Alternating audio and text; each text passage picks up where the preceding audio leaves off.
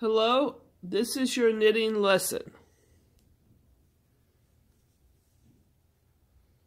Use large needles to start and a heavier gauge yarn, a thicker yarn.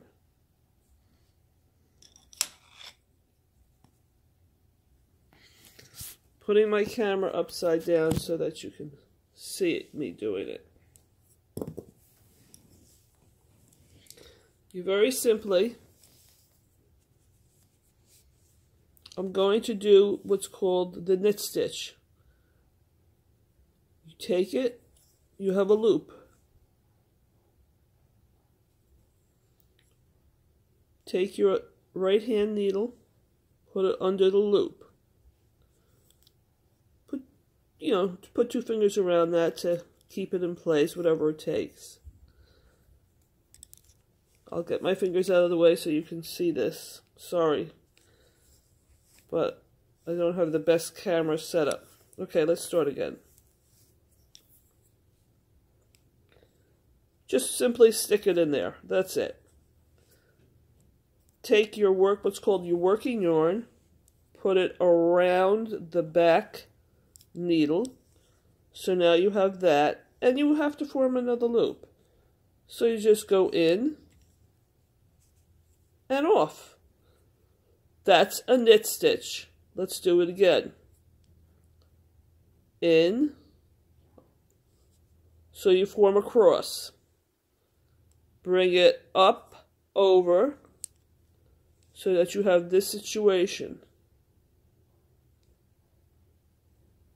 Just push the needle back down and up again. And now you've got 2 knit stitches done. Now my pattern calls for 4 purl stitches. To do a purl stitch, you take the yarn, like I just did, from the back to the front.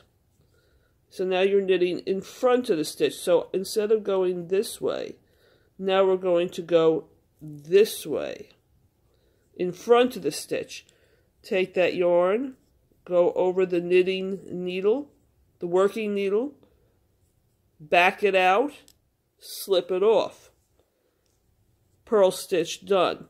You know it's a purl stitch. You can see the difference because if you look at the knit stitches,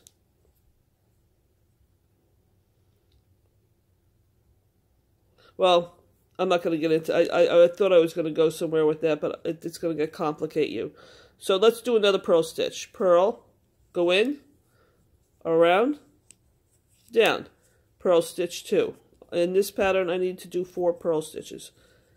In the front, around, back it out. You always want to get whatever on this needle eventually over on this needle. And 1 more purl stitch has to be done here in this pattern.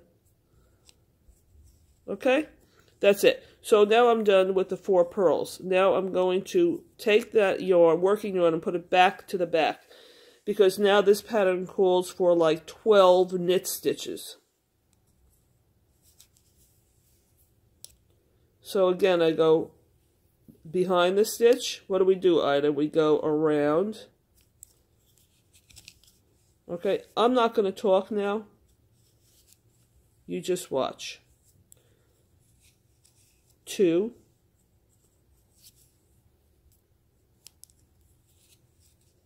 3.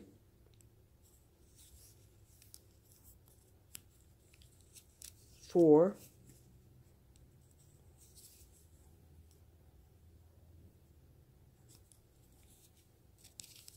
5. And all the while you have to, kind of push the needle, push the work up on the needle. And push the work down on this needle so it doesn't suffocate the needle. I go under, I go over, I go down, I go out.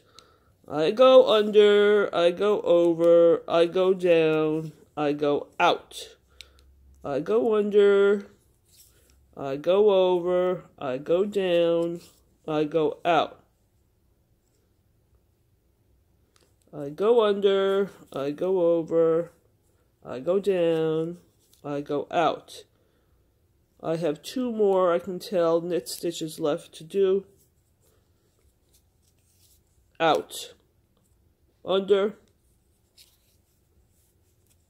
over, down, and off or out. Now I have to do 4 purls on this pattern. So I just brought the yarn to the front. We're going to knit in front of this stitch.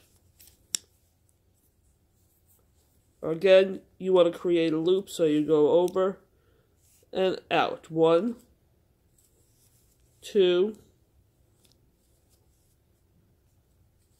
I snagged something here. I could feel it. Let's go back. Okay. Yeah, in knitting, if you feel something's wrong,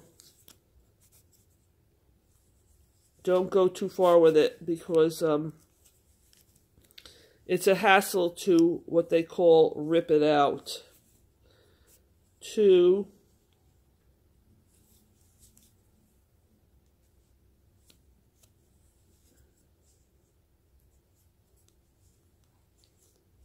This is the 4th purl. I'm getting a little squirrely here with the camera. Okay, now we go back to 2 knit stitches at the end, because that's what the pattern calls for.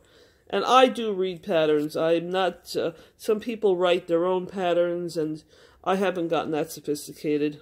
I need to follow somebody else's pre-thought out, pre-planned pattern.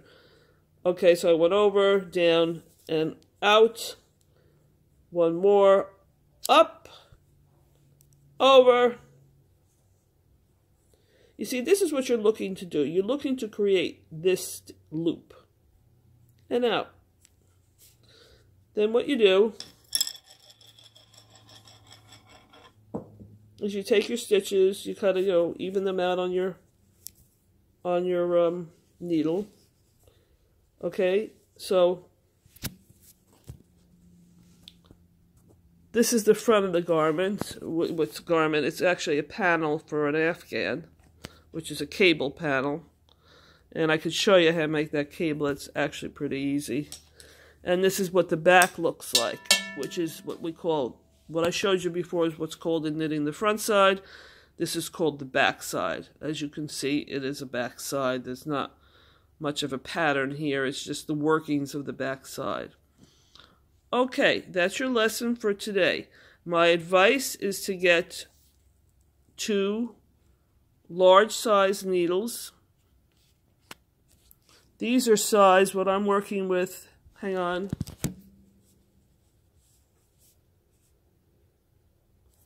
are size 13. And you'll usually find that right here at the top of the needle.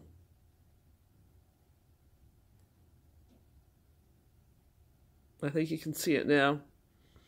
And a bulky yarn. Now, when you're first starting out, don't go spending a lot of money on yarn. Buy the cheapest yarn you can find, because you're just going to be practicing. Yarn has gotten very expensive.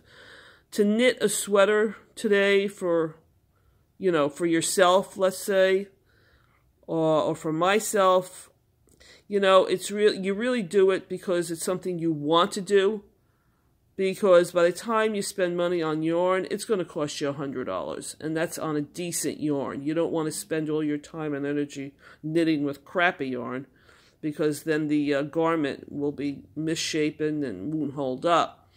So, a lot of people say, well, I could just go to Target or Marshall's or TJ Maxx and buy a sweater made in China for a hell of a lot less than $100. Yeah, you can do that. But, there's those of us that are still truists, and we like to make things on our own. Not that I have a closet of hand-knit sweaters. I don't. But I have a couple. And the sweater thing is what I had to. That's the hump I had to get over in knitting. And I had a woman here. Actually, you know her, Doris Cooper. She's a patient in the office. She's a fantastic knitter. And she got me over the hump of how to knit a sweater. But it took me 60 years to get there. So I can do that now. I've done it, and I'm not scared of it anymore. It was intimidating to me. She got me past that intimidation. Okay, that's it for today. Happy knitting.